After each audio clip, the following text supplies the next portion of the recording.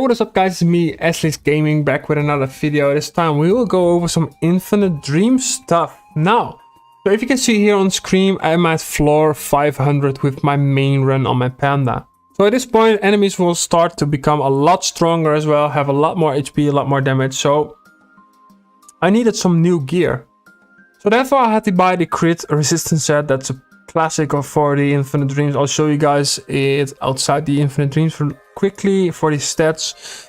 Now the base set consists of a full numero set, which is 2 crits overmage on the head, 2 crits overmage on the boots, and an MPX on the ring. On the second ring is a ringling with APXO. The amulet is an elemental deluxe amulet, 2 crits overmage. And the cloak is a Anery's cloak with 1 spell damage. Belt is Starman belt, 2 crits overmage. And the weapon Ermine's rolling pin with 2 crits overmage as well. And an Anery's shield with 2 crits overmage as well.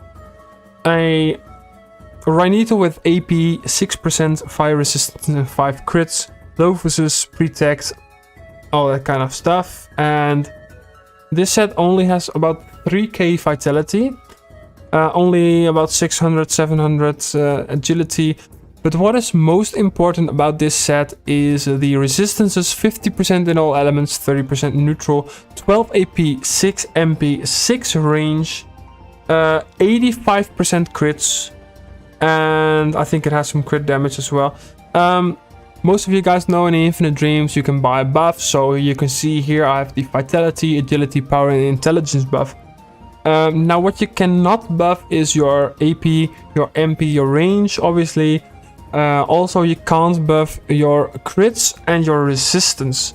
So because of the fact that your buffs are pretty high in the Infinite Dreams, stats do not really matter that much. So you want to focus your gear on having the stats that you cannot buff in the Infinite Dreams.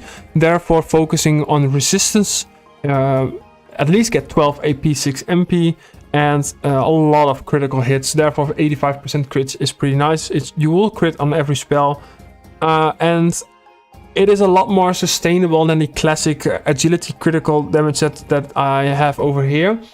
Especially because the shield gives minus 15% range resistance.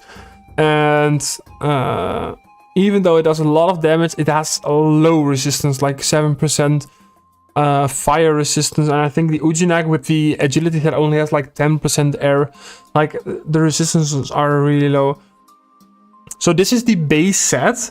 Now obviously you don't need that much sustainability or resistance in every single fight, especially because the Anery's shield gives minus 15% melee damage. So I've made a second set that has a different weapon and a different shield.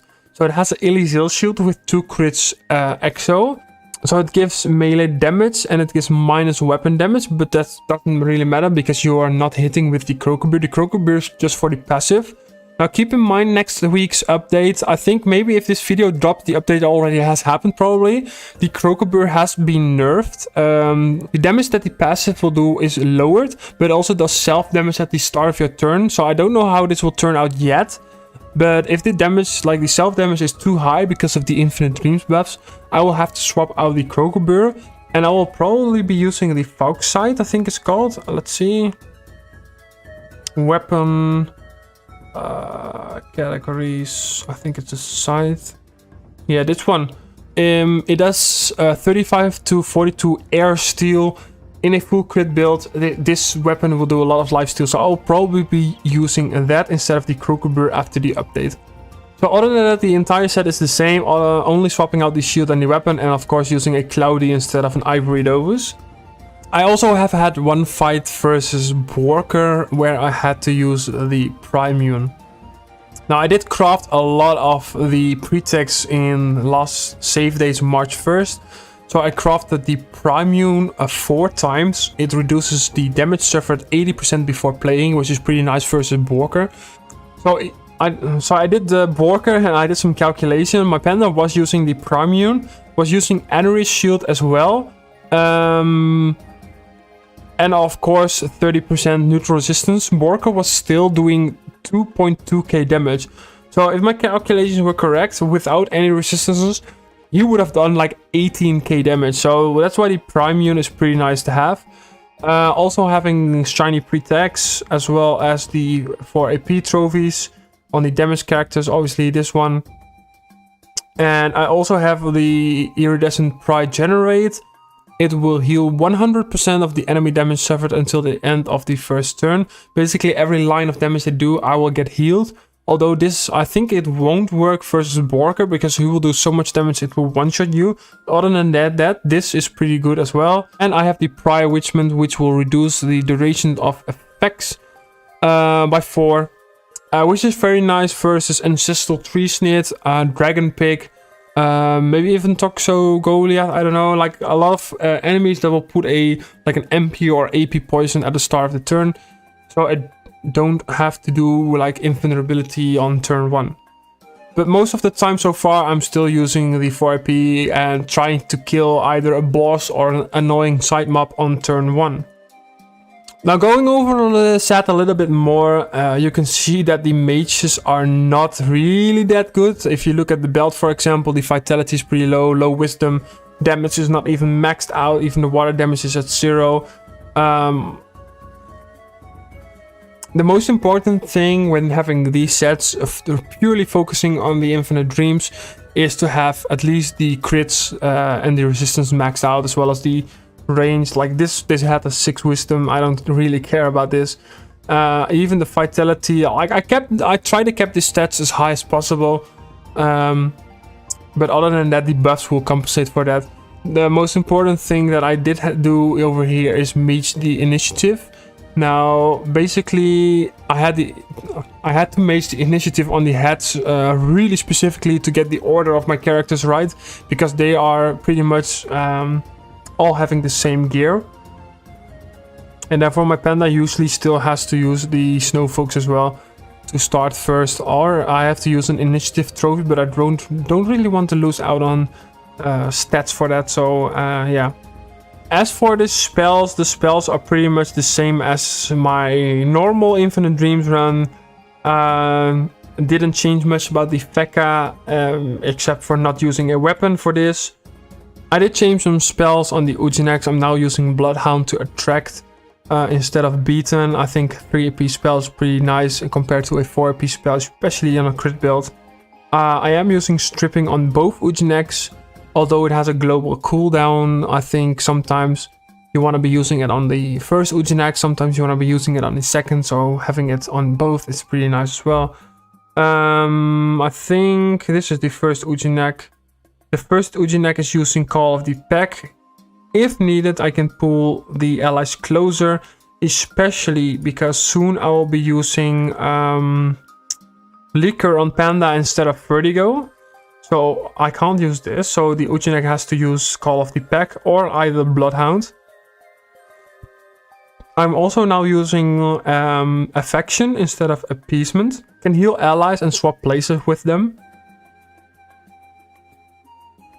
And I'm now using Bark to give myself a 2 MP and 1 rage when I'm getting hit. So I like that a little bit more than the spell bar that I was using before that.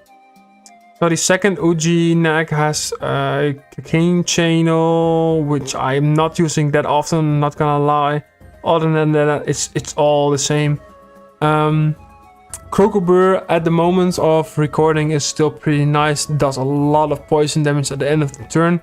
But I might have to change it to something else when the update comes.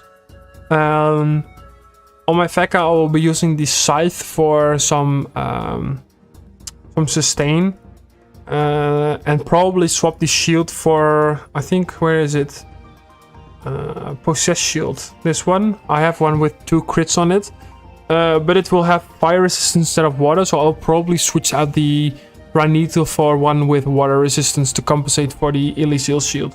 I might use the same on my Ujinex and then swap the Elysial shield to a Possess shield, but then I have to swap the mounts as well.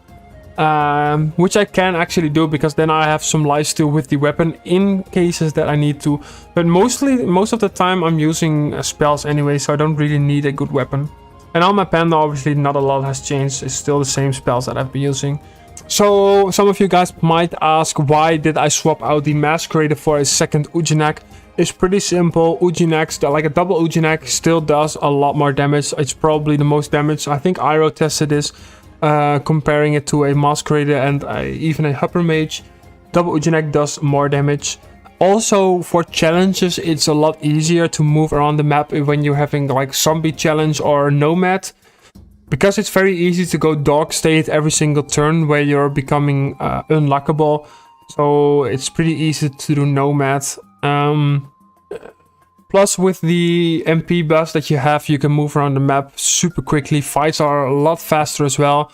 And don't forget that with the Vitality buffs that I have, having around 7k Vitality, the Masquerader shields are based on the level of the Masquerader and therefore not on the maximum HP.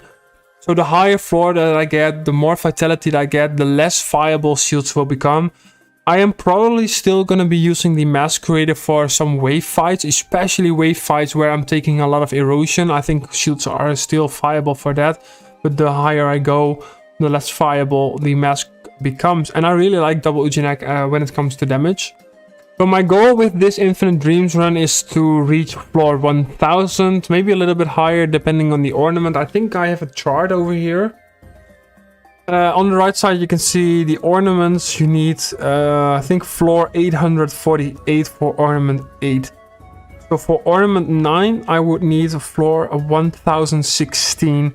So I'm probably aiming for that, and depending on how my buffs are and how everything is going, I might go even higher. But also it kind of depends if Ankama will do a complete Infinite Dreams revamp before that. Because reaching floor 1000 will take a couple of months, and in the meantime I'll probably do some other stuff as well. Maybe some new content, some what's it called? The with the sidekicks, some new achievements will come out as well. So I might even go for 22k achievements, although there are still no rumors about a 22k ornament, so I might just have to postpone that.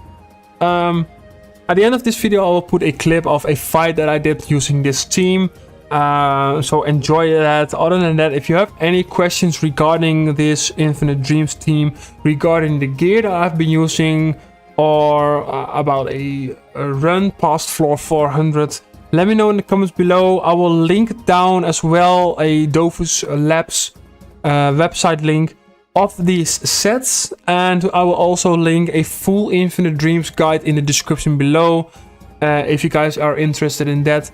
Other than that, I want to thank you guys for watching. Stay tuned for our next video, and I'll see you guys next time. See ya.